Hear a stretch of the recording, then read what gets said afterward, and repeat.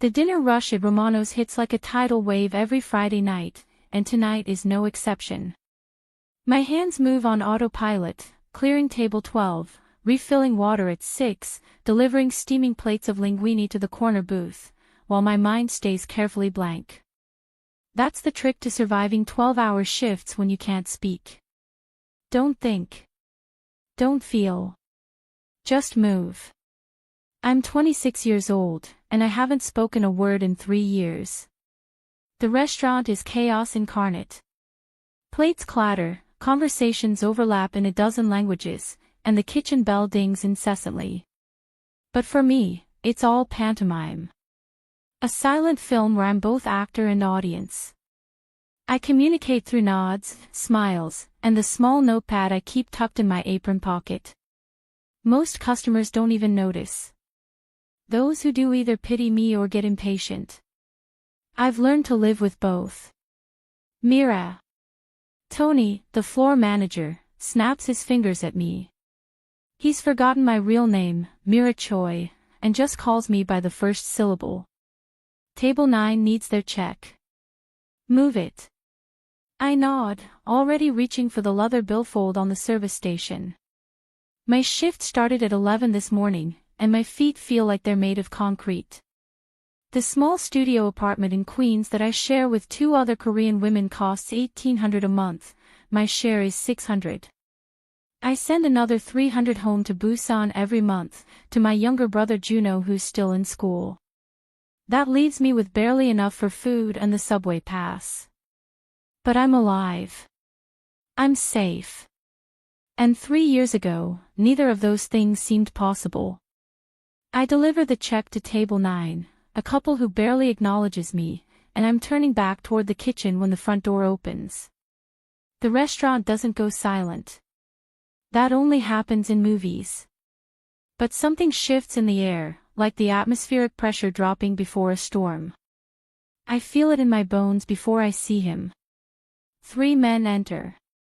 The 2 flanking him are obvious bodyguards, broad-shouldered, cold-eyed, hands resting casually near their waists where I'm certain weapons hide beneath expensive suit jackets. But it's the man in the center who makes my breath catch. He's tall, maybe 6'2", with dark hair swept back from a face that could have been carved from marble. His suit probably costs more than I make in 6 months. But it's not the clothes or the height or even the classically handsome features that make him dangerous. It's the way he moves, like a predator who's never encountered anything he couldn't kill or control. His eyes sweep the restaurant with cold calculation, cataloging exits, threats, opportunities. If you're enjoying this story so far, don't forget to hit the like button and subscribe. Drop a comment telling me where in the world you're watching from. I love hearing from you. Mr. Marchetti. Tony appears like a summoned ghost, his voice pitched higher than normal, practically vibrating with nervousness. We have your usual table ready. Please, right this way. Marchetti. I know that name. Everyone in New York who pays any attention knows that name. Dante Marchetti. He owns half the restaurants in Little Italy, a dozen construction companies, and, if the whispers are true, controls most of the organized crime on the eastern seaboard. I should look away. Should make myself invisible the way I've perfected over the past 3 years. But something holds my gaze fixed on him, and in the half-second before I can break the connection, his eyes meet mine. Dark. Intelligent. Absolutely ruthless. Then Tony is leading them past me, and the moment breaks. I release a breath I didn't know I was holding and turn back toward my section, willing my hands not to shake as I pick up a tray of dirty dishes. Mira. Tony reappears at my elbow, his face sheened with sweat. You're taking table 7. I freeze. Table 7 is the private alcove at the back of the restaurant, separated from the main dining room by a velvet curtain. The table where Dante Marchetti and his men just sat down. I shake my head firmly, pointing to my usual section. Not asking, Mira. Jessica called in sick, and you're the only server I trust not to screw this up. His eyes bore into mine. Do not mess this up. You understand me. Smile, take their orders, bring their food, stay invisible. These are not the kind of men who tolerate mistakes. The threat in his voice is clear. Mess this up, and I'm fired. And I can't afford to be fired. Not with rent due in a week and Juno's tuition payment coming up next month. I swallow hard and nod. Tony thrusts a leather-bound menu folder into my hands. Go. Now. My legs feel like water as I walk toward table 7. Through the velvet curtain, I can hear low voices speaking in Italian. My Italian is rudimentary at best. I've picked up phrases working here, but nothing like my Korean or English. I push through the curtain. All 3 men look up.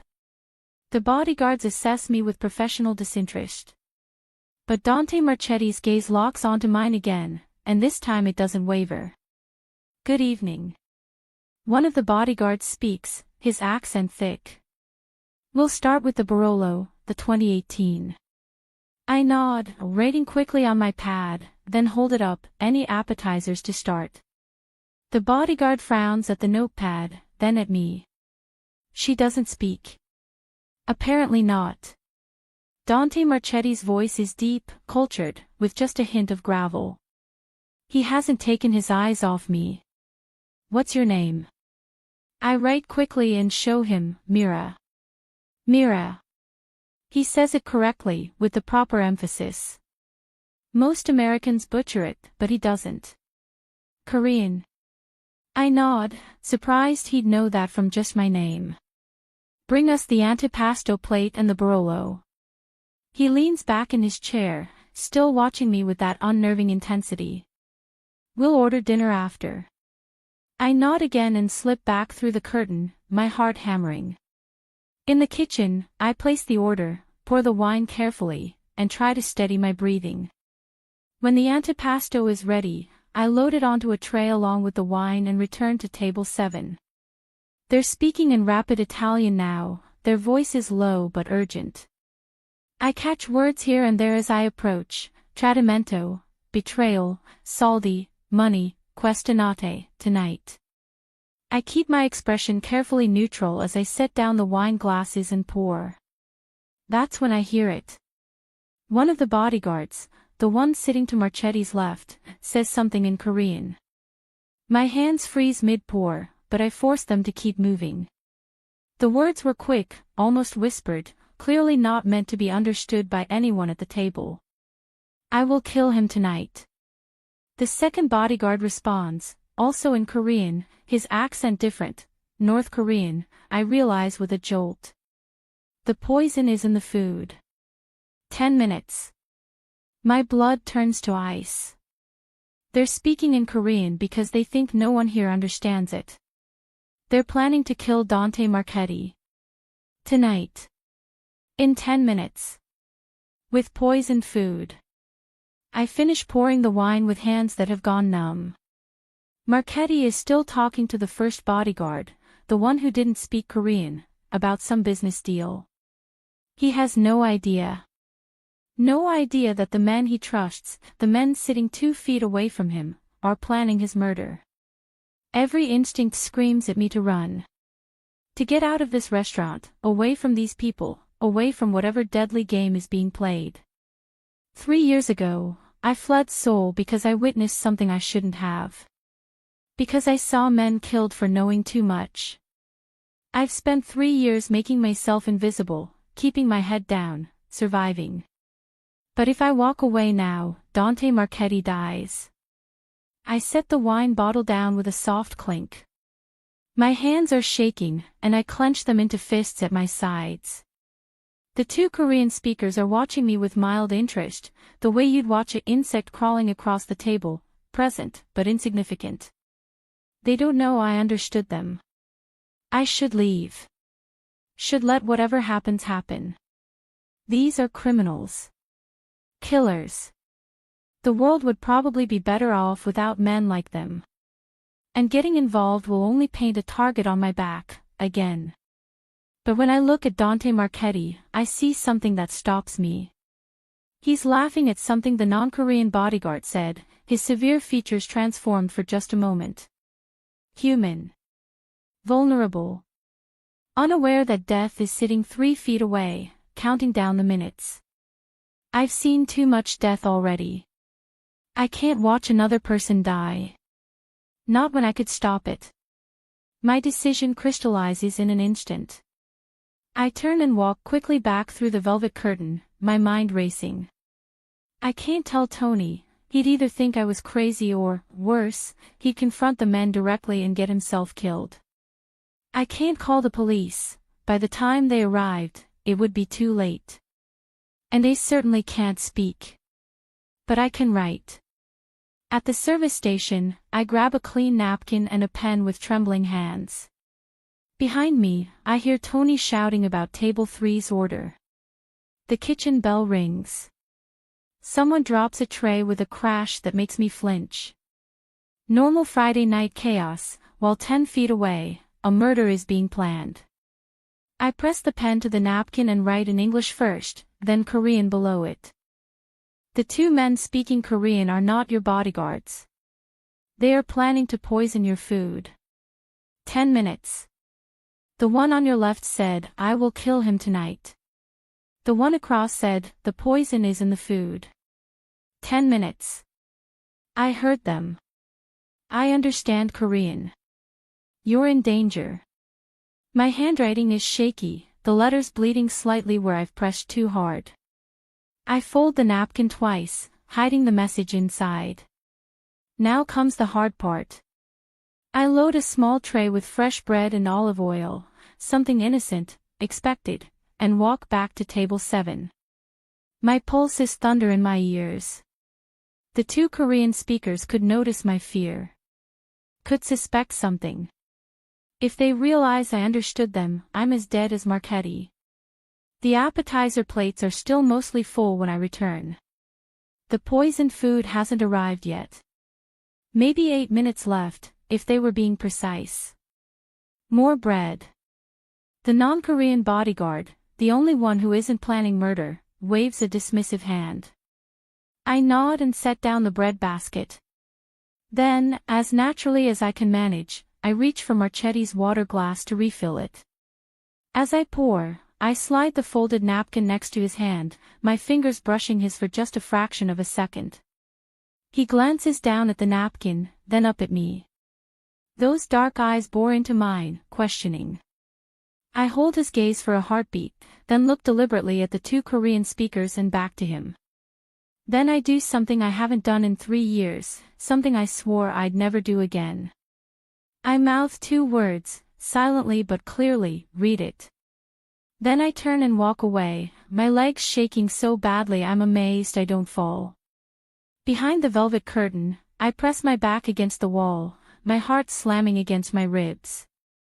I've done it now. I've involved myself. If Marchetti doesn't believe me, if he dismisses it as nonsense, the Korean speakers might realize what I've done. And if he does believe me, God, I don't know which outcome terrifies me more. Seconds tick by like hours.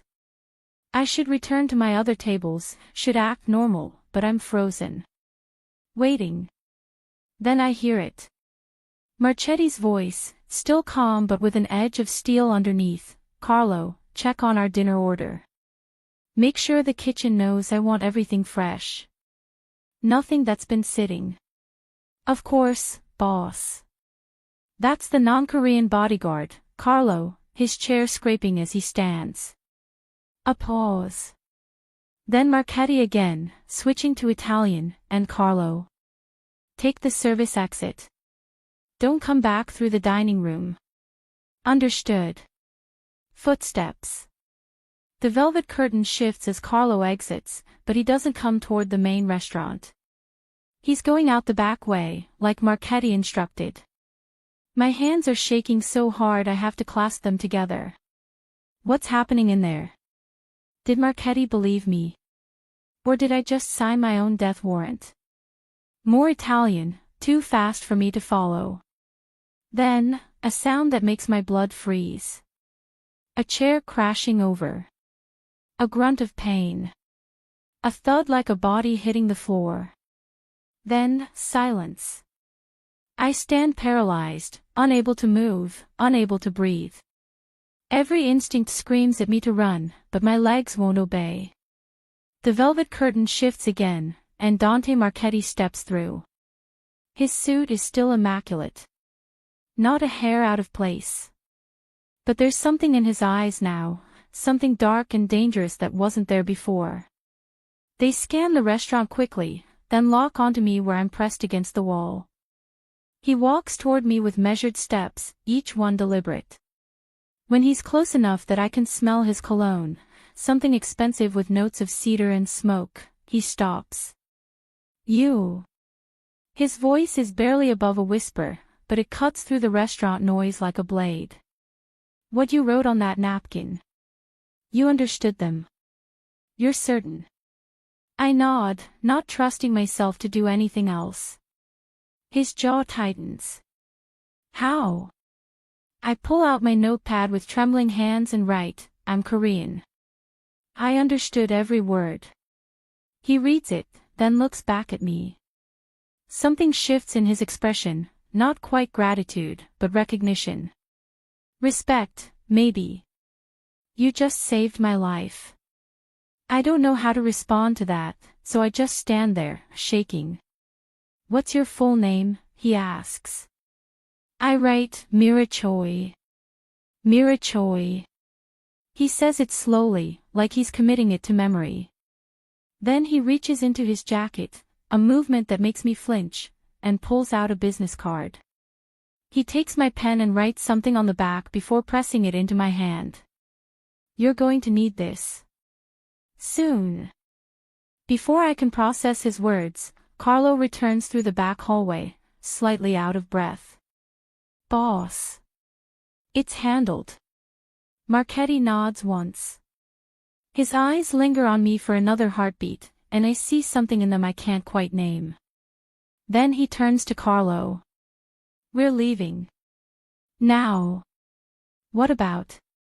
Carlo gestures back toward the private alcove. Someone will take care of it. Marchetti's voice is flat, final. He looks at me one more time. Mira Choi. Don't let anyone know what you heard tonight. Don't tell anyone what you wrote. For your own safety. Understand? I nod frantically. Good. Then he's moving toward the exit, Carlo falling into step beside him. At the door, he pauses and looks back. Our eyes meet across the crowded restaurant one final time, and he mouths two words, thank you. Then he's gone. I stand there for a full minute, unable to move, unable to think. My hand is still clutched around the business card he gave me. Finally, I look down at it. The front is simple, Marchetti Enterprises. Dante Marchetti, CEO. With a phone number and address. I flip it over to see what he wrote on the back. In sharp, angular handwriting, when they come for you, call this number. I protect what's mine. The words send ice water through my veins. When they come for you. Not if. When. My hand starts shaking so badly I nearly drop the card. What have I done? What have I just gotten myself involved in? Mira. Tony's voice cuts through my panic. Where the hell have you been? Table 7 left without paying, and he stops, staring past me toward the private alcove. His face goes pale. What the? Oh my God. He runs toward table 7, and I follow on numb legs. When we push through the velvet curtain, I see what's made Tony go pale.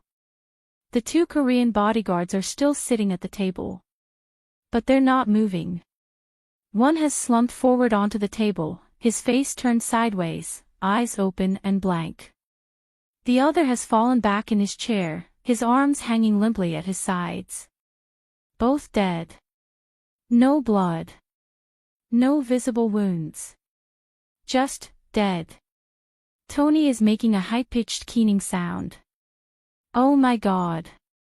Oh my God. We have to call the police. We have to. I grab his arm and shake my head frantically. Whatever happened here, the police can't help. Getting involved with the police will only make me more visible, more vulnerable. And Marchetti's warning echoes in my mind, when they come for you. What do you mean, no? Tony's voice is shrill. There are 2 dead men in my restaurant. I'm writing frantically on my notepad, call the number on the business card. Not police. Please. What business card? What are you talking about? But even as he's protesting, someone else pushes through the velvet curtain. A man I've never seen before, wearing a dark suit and an expression of complete calm. He surveys the scene without a flicker of emotion. I'm here to handle the situation, he says to Tony. You didn't see anything. Your waitress didn't see anything. These men were never here. In exchange, here's $20,000 for your trouble and your silence. He pulls out a thick envelope and sets it on the empty part of the table, away from the bodies. Dante Marchetti values discretion. You understand. Tony stares at the envelope. $20,000. 6 months of his salary. Maybe more. Tony swallows hard. I understand. The man turns to me. Mirachoy. My blood freezes. He knows my name. Of course he does. Marchetti would have told him. Mr. Marchetti wants you to know you are under his protection now. If anyone asks questions, if anyone threatens you, you call that number he gave you. Immediately. Understood. I nod, not trusting myself to do anything else. Good. He pulls out a phone and makes a call. We're ready for cleanup. Table 7, Romano's. Within 10 minutes, 4 more men arrive. They move with practiced efficiency, removing the bodies in large equipment bags marked with the logo of a restaurant supply company. To anyone watching, they're just making a delivery or pickup. Normal. Unremarkable. But I watch them load 2 corpses into a van, and I know nothing about my life will ever be normal again. By midnight, there's no evidence anything happened. The table is clean. The bodies are gone. Tony is in his office, counting and recounting the money in the envelope with shaking hands. And I'm standing in the break room, staring at Dante Marchetti's business card, trying to understand how my carefully constructed invisible life has just shattered into pieces. I think about 3 years ago. About the warehouse in Seoul where I saw something I shouldn't have. About the men who died that night. About how I ran, leaving everything behind, my family, my friends, my voice, because staying silent was the only way to survive. I thought I'd escaped. Thought I'd found safety in anonymity. But tonight, I broke my own rules. I got involved. I saved a man's life.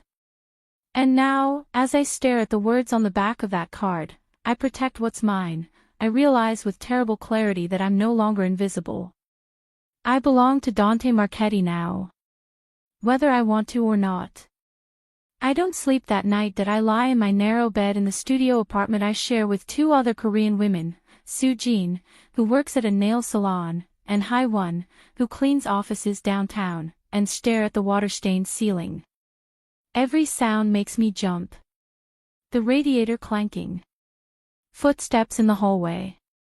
A car door slamming on the street below. When they come for you. Marchetti's words loop in my mind like a broken record. Not if. When. Who is they? The organization the 2 dead bodyguards worked for. Someone who knew about the planned hit and will now want to eliminate witnesses. Or something else entirely, something connected to the reason I fled Seoul 3 years ago. At 5 in the morning, I give up on sleep. I shower in the cramped bathroom, careful not to wake my roommates, and dress in jeans and an oversized sweater. My hands shake as I button it. In the mirror, my reflection looks haunted, dark circles under my eyes, my black hair tangled despite the shower, my face pale and drawn that I look like a ghost. Maybe that's appropriate. Maybe that's all I am now, caught between the living and the dead, belonging nowhere that my phone buzzes. A text from Tony, don't come in today. Restaurant closed for repairs. Will text when to return that I stare at the message. Repairs. Right. I wonder how they're explaining away last night to the health department, the fire marshal, whoever asks questions about sudden closures. Another text, this one from an unknown number. A car will pick you up at 8 a.m. Pack a bag for 3 days. Do not tell your roommates where you're going that my blood runs cold. I text back, who is this? The response is immediate, you know who. The car will be there at 8. Don't make me ask twice that it's 5:47 a.m. I have just over 2 hours, part of me wants to refuse. To delete the text, block the number, maybe even run, pack everything I own and disappear the way I did 3 years ago. But I'm smarter now. More experienced. I know that men like Dante Marchetti don't ask twice because they don't need to. If I refuse, he'll send people to collect me anyway, and besides, he did say he'd protect me. Maybe this is protection. Maybe he knows something I don't about the danger I'm in. Or maybe I'm being kidnapped by a mafia boss, and I'm rationalizing it to myself to avoid panic that I pack a small duffel bag with clothes, toiletries, my medications. At the bottom, I place the manila envelope containing my important documents, my passport, my visa papers, the deed to my grandmother's house in Busan that I inherited when she died. The house I haven't been able to visit in 3 years. At 7:45, I'm standing by the window, watching the street. My roommates are still asleep, which makes this easier. I scribble a note on the kitchen counter, family emergency. Will be gone a few days. Rent money is in the envelope. I leave $600 in cash, everything I have left after sending money to Juno this month. At exactly 8 a.m., a black SUV pulls up to the curb. The same kind of vehicle that took Marchetti away last night. My phone buzzes, black SUV. License plate ends in 847. I check. It matches, with my bag slung over my shoulder and Marchetti's business card tucked in my pocket. I leave the apartment. The morning air is cold, late October in New York, the kind of chill that seeps into your bones. Leaves skitter across the sidewalk in the wind, the SUV's back door opens as I approach. A man in a dark suit and sunglasses nods to me from the driver's seat. Miss Choi. Please. I hesitate for just a moment, my last chance to run, then climb inside. The interior is leather and luxury, so different from the subway cars and buses I'm used to. There's a bottle of water waiting in the cup holder and a paper bag that smells like fresh pastry. Mr. Marchetti thought you might be hungry, the driver says as he pulls away from the curb. There's a croissant and coffee in the bag. Black, 2 sugars. That's right, isn't it? I freeze, the bag halfway to my lap. How does he know how I take my coffee? Has Marchetti been watching me longer than just last night? If you're hooked on this story, make sure to subscribe and turn on notifications so you never miss an upload. Your support means everything and helps me bring you more emotional stories like this one. The drive takes 45 minutes, heading out of Queens and into an area I don't recognize. Trees become more frequent. Houses get larger, set back from the road behind gates and walls. Old money. Real money. The kind that doesn't need to announce itself. That we turn onto a private road marked only by a small stone pillar with a bronze plaque, Marchetti. The road winds through carefully maintained woods for another 5 minutes before the house comes into view, except, house is the wrong word. This is an estate. A 3-story mansion of gray stone and tall windows, surrounded by manicured lawns and gardens that probably require a full-time staff to maintain. Security cameras are visible at intervals, discreet but present. A fountain burbles in the circular driveway that I've seen wealth before. The Chables in Seoul live like this, but seeing it in person, knowing I'm about to enter this world, makes my stomach clench with anxiety. The SUV stops at the front entrance. The driver opens my door. "This way, Miss Choi." The front door is already open. A woman in her 50s stands there, dressed in a crisp gray dress that marks her as household staff. Her face is kind but professional. "Miss Choi, welcome. I'm Maria, the head of household. Mr. Marchetti is expecting you in his study. Please, follow me." I follow her through an entryway with marble floors and a chandelier that probably costs more than my entire year's salary. The house is decorated with understated elegance, dark wood, cream walls, artwork that looks original and expensive. It smells like lemon polish and fresh flowers. Maria leads me up a grand staircase, down a hallway lined with family portraits, and finally stops at a heavy wooden door. She knocks twice. "Come in." Marchetti's voice, muffled by the wood. Maria opens the door and gestures for me to enter, then closes it quietly behind me. The study is all dark wood and leather, floor-to-ceiling bookshelves, and tall windows overlooking the grounds. A massive desk dominates one end of the room. And behind it, reading something on a tablet, sits Dante Marchetti. He's dressed more casually than last night, dark slacks and a white dress shirt with the sleeves rolled up, revealing forearms corded with muscle. No tie. His dark hair is slightly mushed, like he's been running his hands through it. He looks up as I enter, and those dark eyes lock onto mine with the same intensity as last night. "Mira. Thank you for coming." He sets down the tablet and stands, moving around the desk. "Please, sit." He gestures to a leather armchair facing the desk. I sit, clutching my bag on my lap like a shield. Marchetti leans against the front of his desk, arms crossed, studying me. "I imagine you have questions." I pull out my notepad and write, "Why am I here?" "Because you're in danger." His voice is matter-of-fact, like he's discussing the weather. "The two men you exposed last night, Park Min-jun and Choi Sang-woo, were part of a North Korean intelligence operation. They'd been planted in my organization 6 months ago as bodyguards. Last night was supposed to be my assassination." I write, "North Korean intelligence. Why would they want you dead?" "Because I've been working with the US government to disrupt their money laundering operations.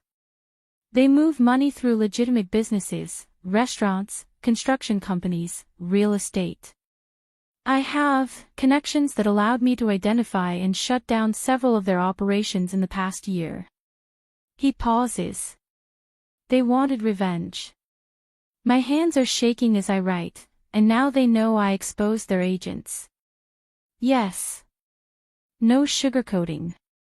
No false comfort. By now, they know Park and Choi are dead. They'll know there was a witness. Someone who understood Korean. Someone who warned me. His eyes bore into mine. "They'll be looking for you, Mira." The room spins slightly. I grip the arms of the chair to steady myself. "That's why you're here." Marchetti continues. "This estate is secure. Trained security personnel. Surveillance. Safe rooms. You'll stay here until the threat is neutralized." I write frantically, "How long?" "A week. Maybe 2.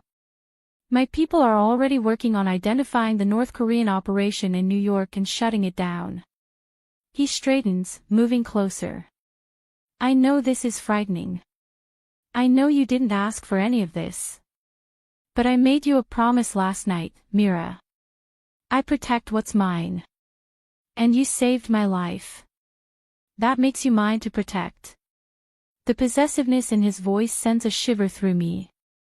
Not entirely from fear that I write, "What about my job? My roommates?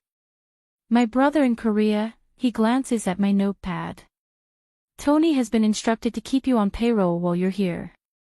Your roommates received a text from your phone this morning saying you had a family emergency. As for your brother. He pauses. Juno, correct? Studying computer engineering at Busan National University. My blood runs cold. He knows about Juno.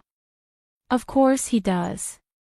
He probably knows everything about me by now. I've already arranged for additional security for him, Marchetti continues.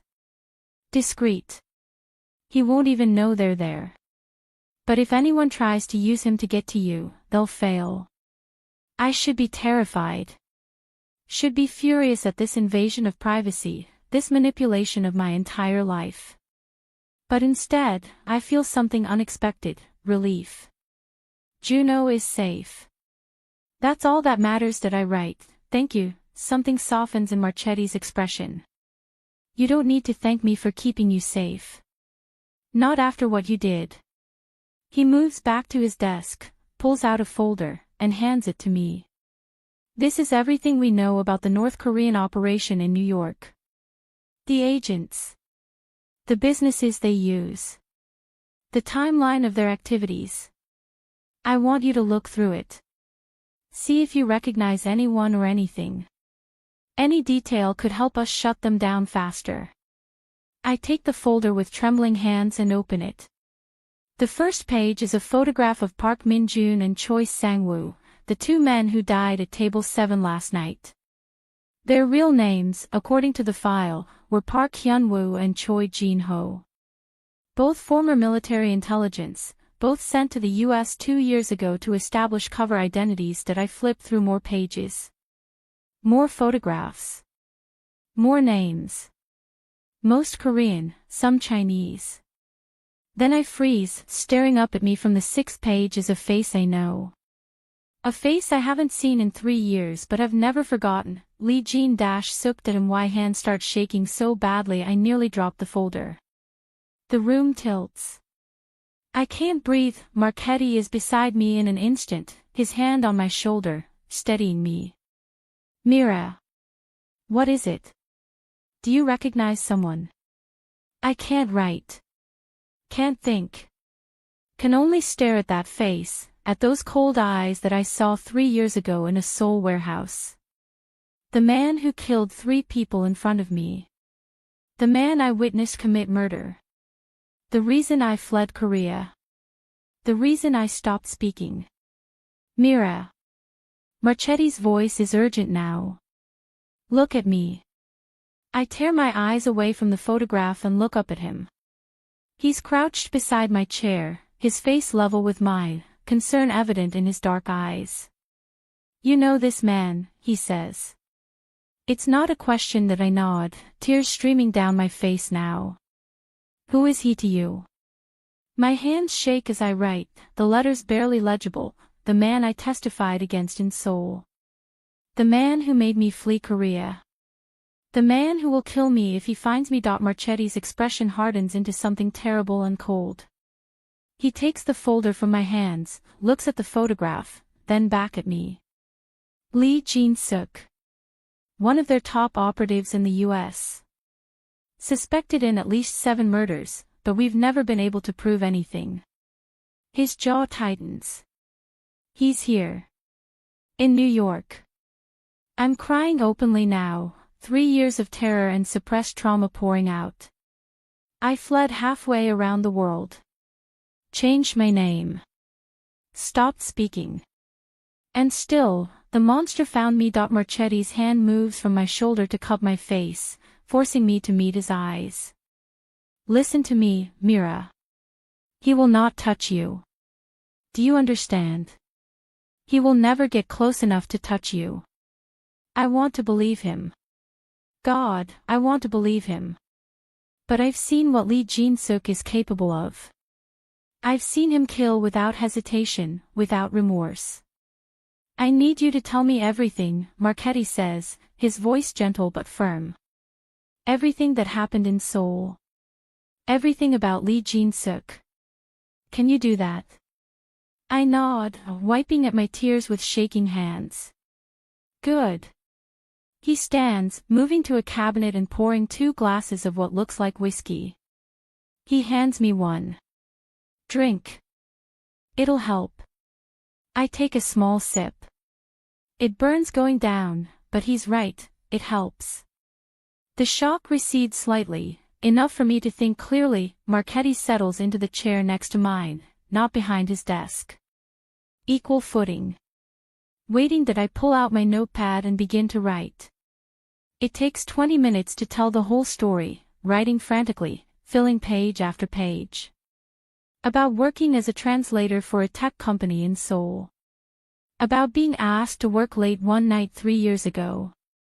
About taking a shortcut through the industrial district on my way home. About seeing the light on in an abandoned warehouse and hearing voices, Korean and Chinese.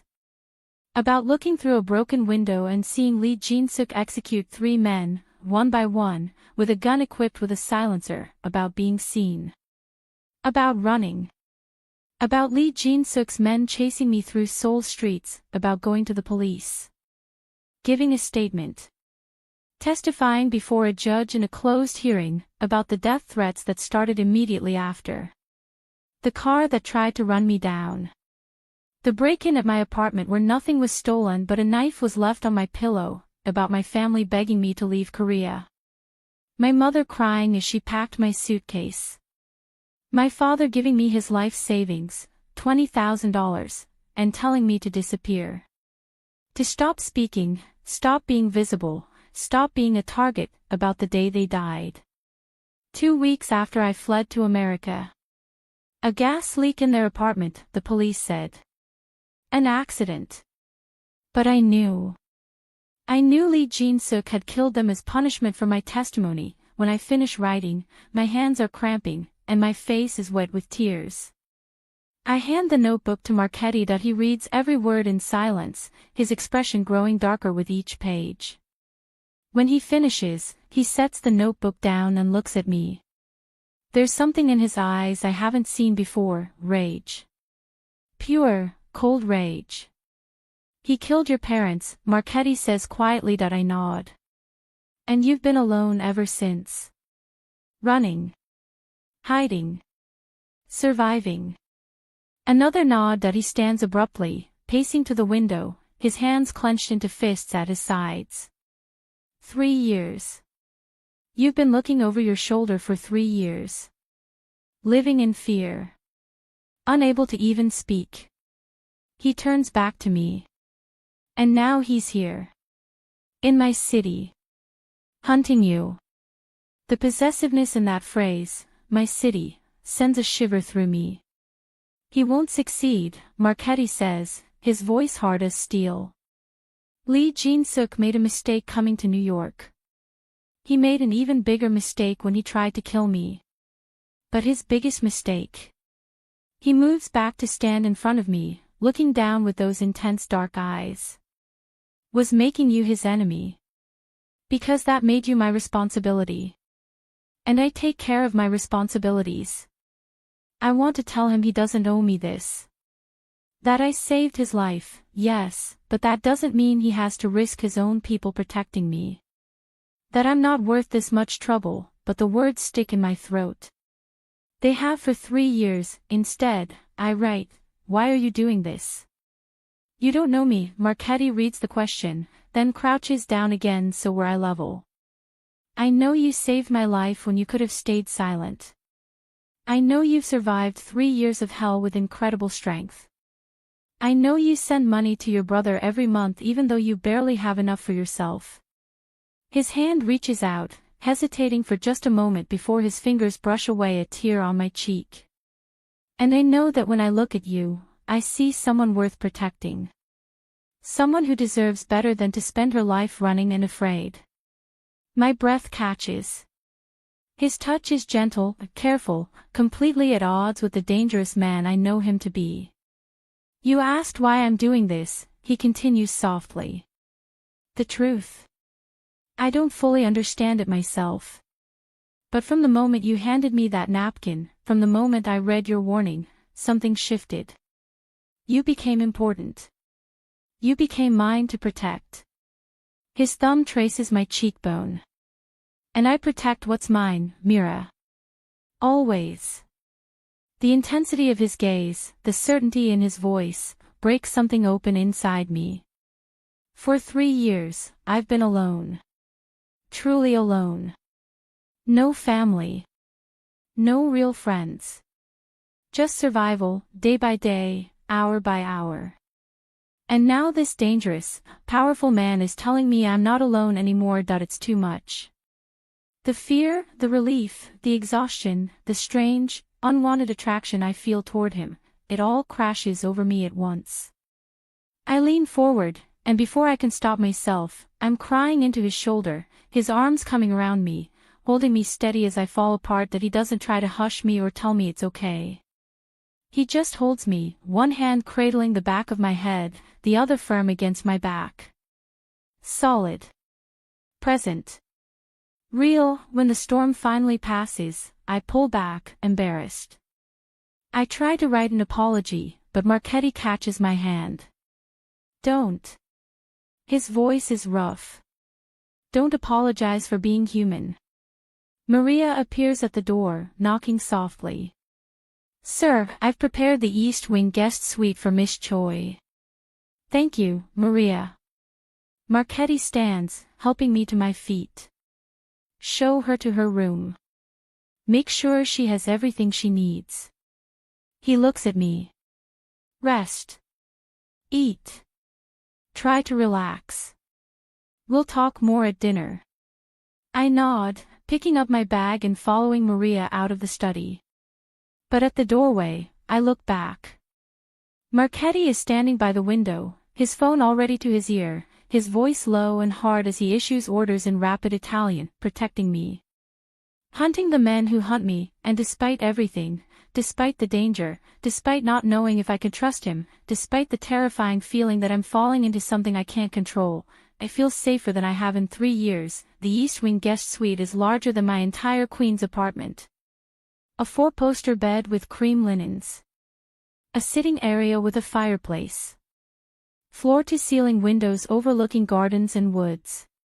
An ensuite bathroom with both a shower and a soaking tub. Maria shows me where everything is, the closet already stocked with clothes in my size. How did they do that so fast? The bathroom stocked with toiletries, the mini fridge with water and snacks.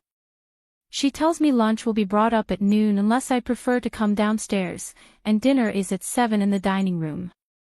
Mr. Marchetti wants you to be comfortable, Maria says kindly. If you need anything, anything at all, just use the phone by the bed. Dial 0. Someone will help you immediately. After she leaves, I stand in the middle of the room, trying to process the surreal turn my life has taken. Yesterday I was a struggling waitress. Today I'm in a mansion, under the protection of a mafia boss, being hunted by North Korean assassins. That I should be more afraid. Should be planning escape routes, thinking about how to get away. But I'm just tired. So tired that I take a hot shower, standing under the water until my skin is pink. Then I put on the softest pajamas I've ever felt. They were folded on the bathroom counter, somehow exactly my size, and climb into the enormous bed. That I fall asleep almost immediately, the first deep, dreamless sleep I've had in years. That I wake to golden afternoon light streaming through the windows. For a moment, I'm disoriented, not recognizing where I am. Then memory floods back, and my heart rate spikes. The clock on the nightstand says 5:47 p.m. I've slept for almost 8 hours. There's a covered tray on the sitting room table. Lunch. I realize that Maria must have left while I was sleeping. I lift the cover to find a sandwich, fruit, and a small salad. Still fresh. I eat mechanically, my mind racing. What do I do now? I can't stay here forever. Eventually, the North Koreans will either be caught or they won't, and either way, I'll have to return to my real life. My tiny apartment. My waitressing job. The constant fear, unless, I shake my head, dismissing the thought before it fully forms. I can't let myself think about staying here, about accepting Marchetti's protection permanently. That path leads to dependence, to losing what little autonomy I've clawed back over the past 3 years, but God, it's tempting. To feel safe. To be cared for. To not have to look over my shoulder every second. At 6:45, I dress in one of the outfits from the closet, dark slacks and a soft cream sweater that fits perfectly. I brush my hair until it shines and apply minimal makeup from the supplies in the bathroom.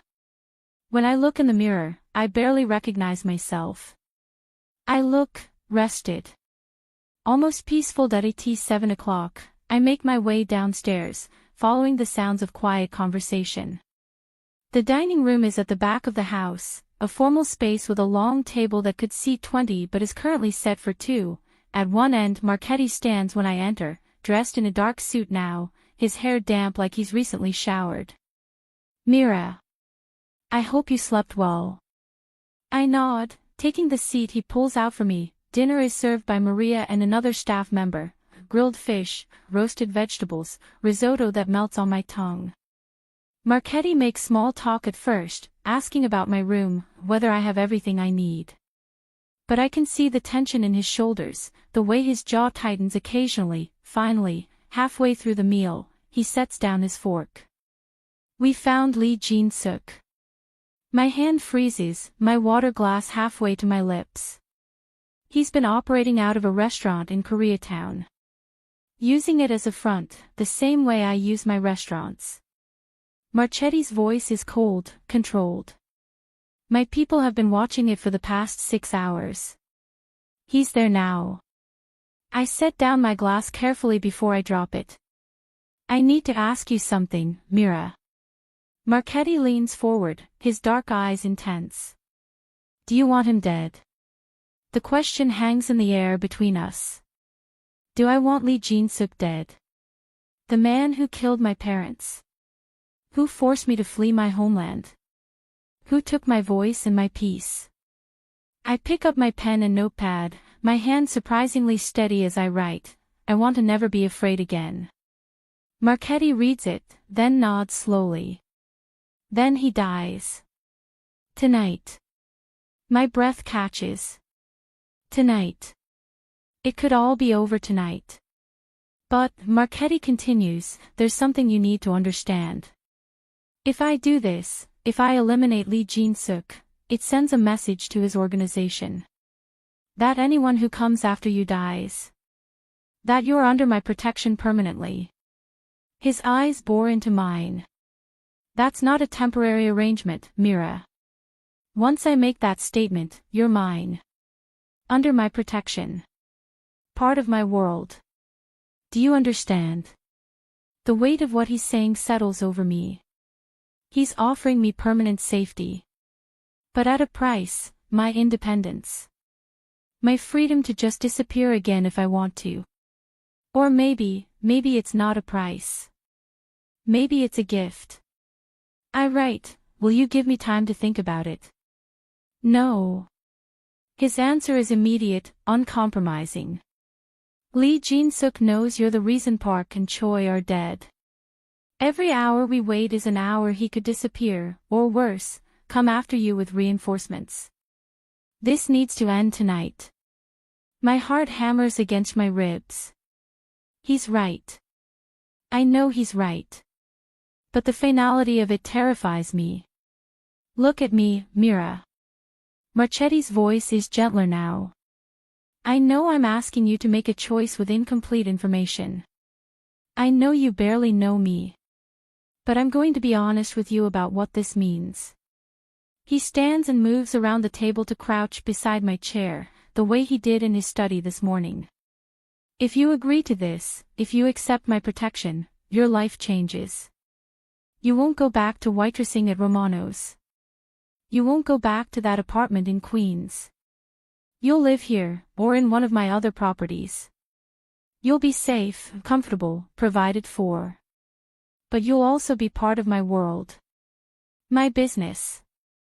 My life. People will know you're important to me, which makes you both protected and a potential target." He takes my hand, his fingers warm and strong. "I can't promise you a normal life. I can't promise you'll never be in danger again. What I can promise is that I'll protect you with everything I have. That you'll never be alone. That you'll never want for anything. And that anyone who tries to hurt you will answer to me. His thumb brushes across my knuckles, a gesture so tender it makes my chest ache. So I'm asking you, Mira Choi. Will you accept my protection? Will you let me keep you safe? Will you be mine? The question hangs between us, heavy with implications. He's not just asking me to accept his protection. He's asking me to accept him. To bind my life to his. To step into his dangerous, powerful world and stay there. 3 years ago, I lost everything. My parents. My home. My voice. My sense of safety. I've spent every day since then in survival mode, just trying to make it to tomorrow. But looking into Dante Marchetti's dark eyes, seeing the fierce protectiveness there, feeling the solid warmth of his hand around mine, I realize something. I'm tired of just surviving. I want to live. I pick up my pen with my free hand and write, my handwriting steady and clear, yes. I accept. I'm yours. Something blazing and possessive flares in Marchetti's eyes. He brings my hand to his lips, pressing a kiss to my knuckles that sends heat racing through my veins. Then it's done, he says, his voice rough with emotion. You're mine now, Mira. And I take care of what's mine. He stands, pulling out his phone.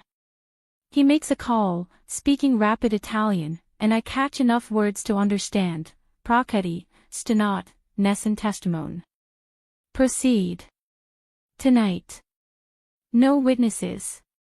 When he hangs up, he looks at me. It's handled.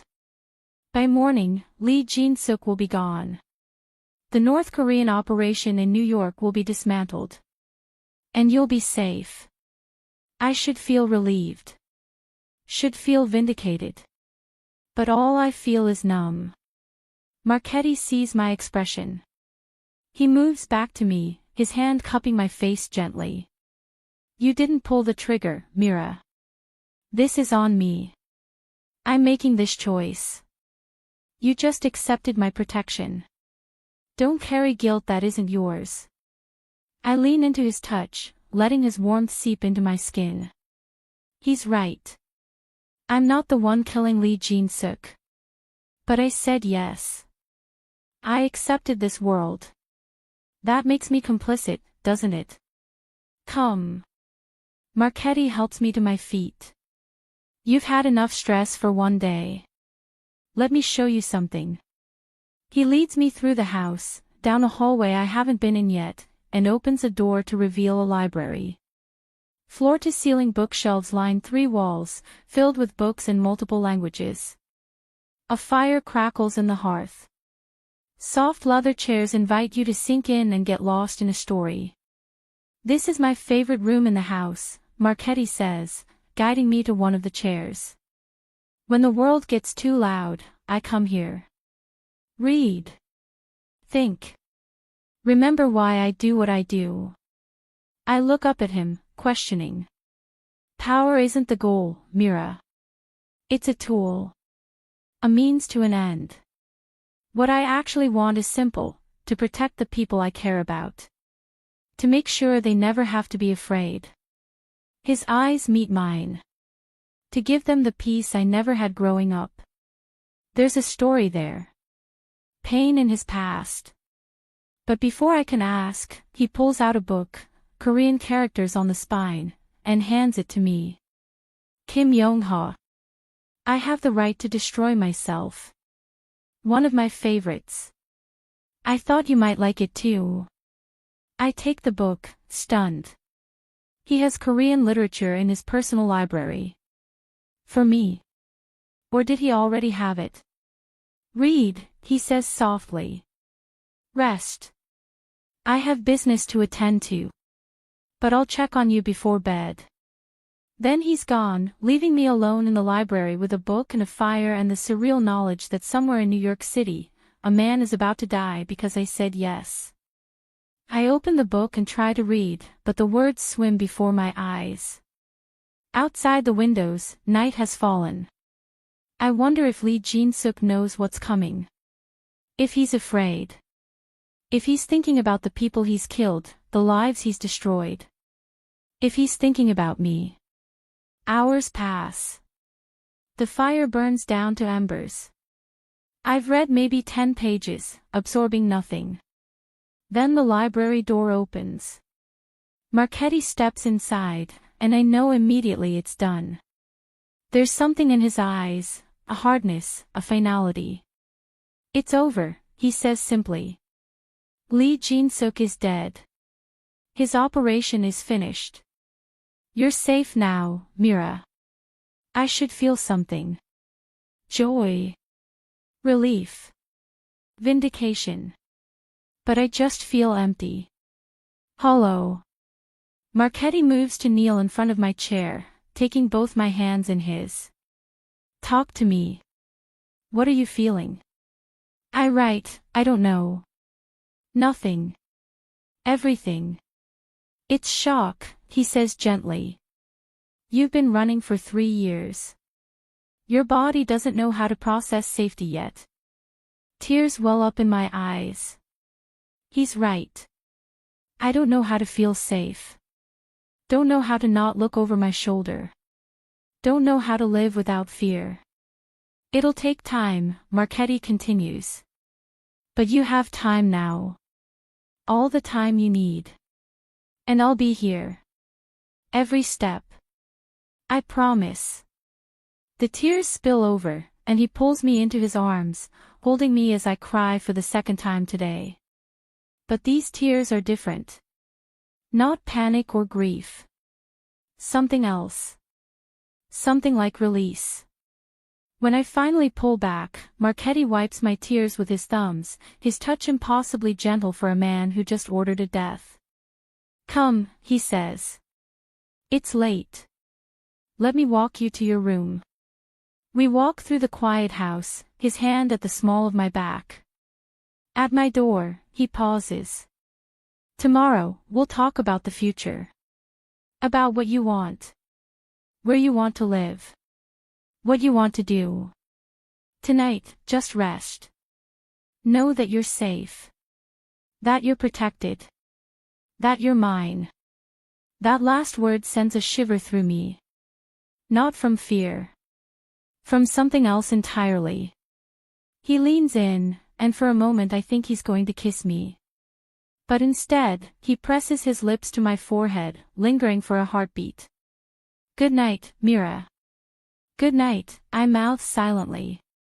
He sees it. Smiles. Then he's gone, his footsteps fading down the hallway. I enter my room and close the door, leaning against it. My heart is racing. My skin feels too tight. I don't know if what I'm feeling is gratitude, fear, attraction, or some combination of all three. What I do know is that my life has irrevocably changed. I'm not the struggling waitress anymore. Not the invisible girl surviving in the margins. I'm Dante Marchetti's. Under his protection. Part of his world. And terrifying as that is, it also feels like coming home. I wake to sunlight streaming through the tall windows, turning the cream-colored bedroom golden. For the first few seconds, I'm disoriented, the ceiling is wrong, the light is wrong, everything is too quiet. Then memory floods back, and my chest tightens. Lee Jin-suk is dead. I'm safe. I'm Dante Marchetti's. I sit up slowly, my body stiff from sleeping harder than I have in years. The clock reads 9:47 a.m. I never sleep this late. Years of early waitressing shifts trained my body to wake at 6, no matter what. But today, I slept. Really slept. Without nightmares. Without jerking awake at every sound. There's a soft knock at the door. Miss Choi. May I come in? Maria. I pull the covers up to my chest and nod, then realize she can't see me. I clear my throat, that useless gesture I've made 1,000 times, and knock twice on the nightstand in response. The door opens, and Maria enters carrying a breakfast tray. The smell of fresh coffee and warm pastries fills the room. Good morning. Mr. Marchetti thought you might like breakfast in bed today. She sets the tray on the side table. He's asked that you join him in the garden at 11, if you're feeling up to it. I nod, reaching for my notepad. Thank you. I'll be there. Maria smiles kindly. Take your time. There's no rush. She pauses at the door. Miss Choi. I've worked for the Marchetti family for 17 years. I've never seen Mr. Marchetti look at anyone the way he looks at you. Whatever you're afraid of, don't be. He's a good man, despite what the world thinks. Then she's gone, leaving me with those words echoing in my mind. I eat slowly, savoring the croissant that melts on my tongue, the coffee that's perfectly sweetened. Everything here is perfect. Comfortable. Safe. And that terrifies me almost as much as the danger did. Because I could get used to this. I could get used to waking up in Egyptian cotton sheets, eating pastries that cost more than my daily wages, being protected by a man who kills without hesitation. And if I get used to it, if I let myself need it, what happens when it's taken away? At 10:45, I dress in dark jeans and a soft cashmere sweater from the closet. I brush my hair until it shines, apply minimal makeup. In the mirror, I look different than I did yesterday. The shadows under my eyes are fading. My face has color. I look almost alive. I find my way to the garden through the French doors off the main hall. The morning is crisp and clear, October in full display with leaves turning gold and red. The garden is expansive, manicured lawns, stone pathways, flower beds that probably require a full-time gardener. Dante is waiting at a wrought iron table set for two, reading something on his tablet. He's dressed casually, dark jeans and a gray sweater that emphasizes his broad shoulders. When he hears my footsteps on the stone path, he looks up, and something in his expression softens. Mira. Good morning. He stands, pulling out a chair for me. I hope you slept well. I nod, settling into the chair. The table is set with fresh juice, fruit, and what looks like homemade scones. I thought we should talk about the future, Dante says, pouring me a glass of orange juice. About what happens next. I pull out my notepad. What happens to the restaurant? Tony. Romano's will remain closed for another few days, officially for renovations. Tony has been compensated generously for his silence. When it reopens, you won't be working there anymore. I write quickly, where will I work? I need to send money to Juno.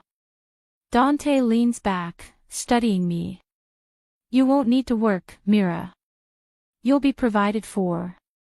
Your brother's tuition, your living expenses, all handled. You're under my protection now. That means you're my responsibility. I shake my head, writing furiously. I can't just be a kept woman. I need purpose. Something that's mine. I'm not asking you to be idle. There's a hint of amusement in his voice. I'm saying you won't need to work 12-hour shifts waitressing to survive. But if you want purpose, I can give you that too. I look up, questioning. I own several legitimate businesses, restaurants, yes, but also import companies, real estate development, a few tech startups. I need someone I could trust to help manage the restaurant operations. Someone who understands that world from the inside. Someone fluent in multiple languages. His eyes hold mine. Someone like you. My breath catches. He's offering me a real job. Not charity. Not just protection. Actual work that uses my skills. Think about it, he continues. You could oversee staff, handle international suppliers, manage day-to-day operations. And you'd be paid fairly, not because you're under my protection, but because you'd be earning it. I write, why? Why trust me with that much responsibility? Because you saved my life when you could have stayed silent. Because you've survived 3 years of hell and still sent money to your brother every month. Because you're intelligent, hardworking, and loyal. He leans forward. And because I see potential in you that you don't see in yourself. Tears prick my eyes. No one has said anything like that to me in 3 years. No one has seen me as anything more than a mute waitress who can't speak. There's something else, Dante says, his voice quieter now. Your voice. Have you considered seeing a specialist? I freeze. My hand trembles as I write. The doctors in Seoul said it was psychological. Trauma-induced mutism. There's nothing physically wrong. Then see someone here. A therapist who specializes in trauma. Someone who can help you work through what happened. His hand covers mine on the table. You don't have to stay silent forever, Mira. Not if you don't want to. The thought terrifies me. My silence has been my armor, my invisibility. If I speak again, I become visible. Vulnerable. Real. But maybe that's not a bad thing anymore. I write, I'll think about it. That's all I ask. He squeezes my hand gently, then releases it. Now, there's someone I want you to meet. Before I can ask who, I hear the sound of small footsteps running on the stone path. A child appears around the hedge, a boy, maybe 7 or 8, with dark curls and Dante's eyes. He's wearing jeans and a Spider-Man t-shirt, his face alight with excitement. Papa. You said we could go to the park today. Papa. Dante has a son.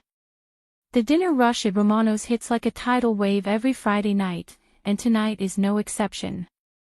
My hands move on autopilot, clearing table 12, refilling water at 6, delivering steaming plates of linguine to the corner booth, while my mind stays carefully blank.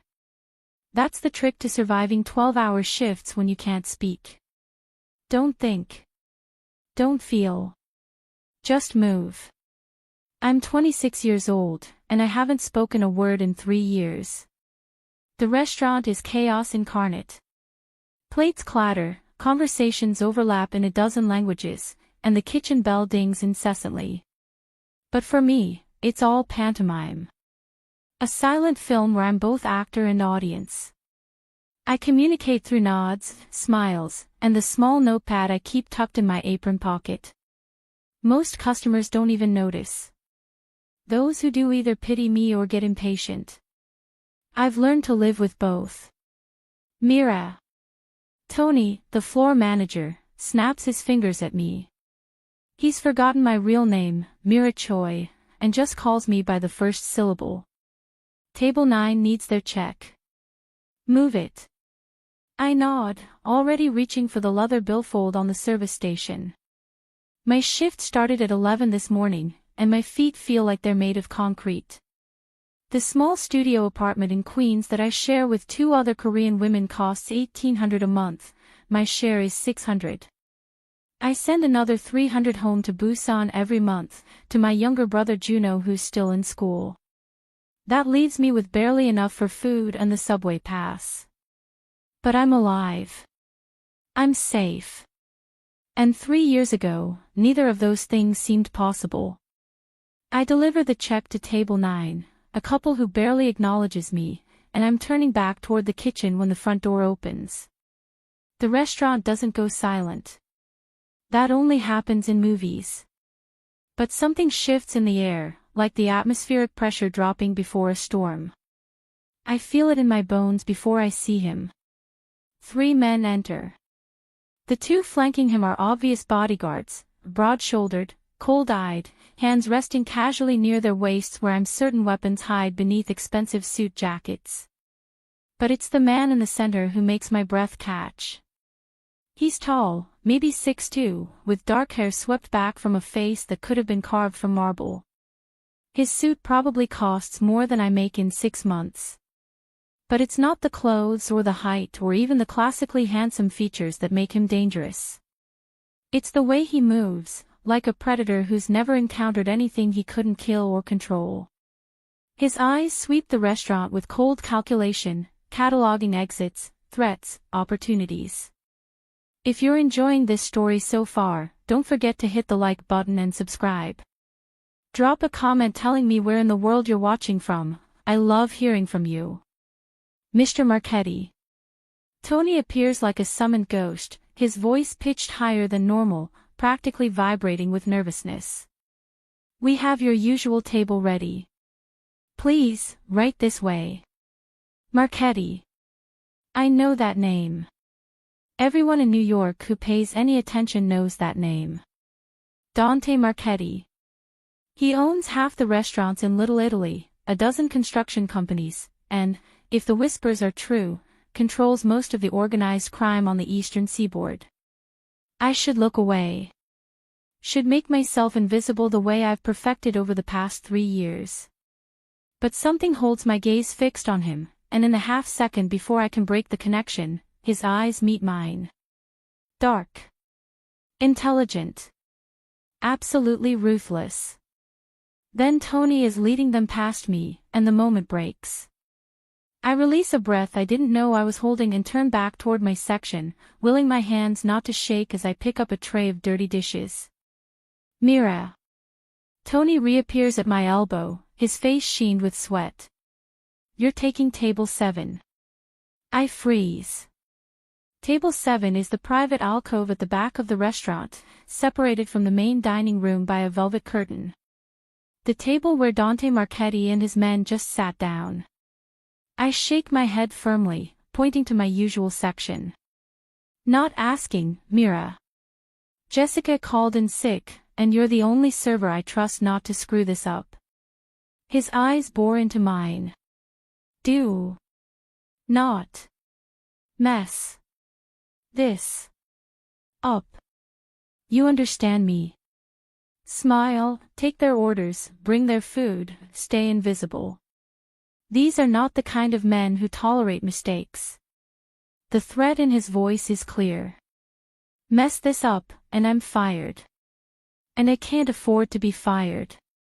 Not with rent due in a week and Juno's tuition payment coming up next month. I swallow hard and nod. Tony thrusts a leather-bound menu folder into my hands. Go. Now. My legs feel like water as I walk toward table 7. Through the velvet curtain, I can hear low voices speaking in Italian. My Italian is rudimentary at best. I've picked up phrases working here, but nothing like my Korean or English. I push through the curtain.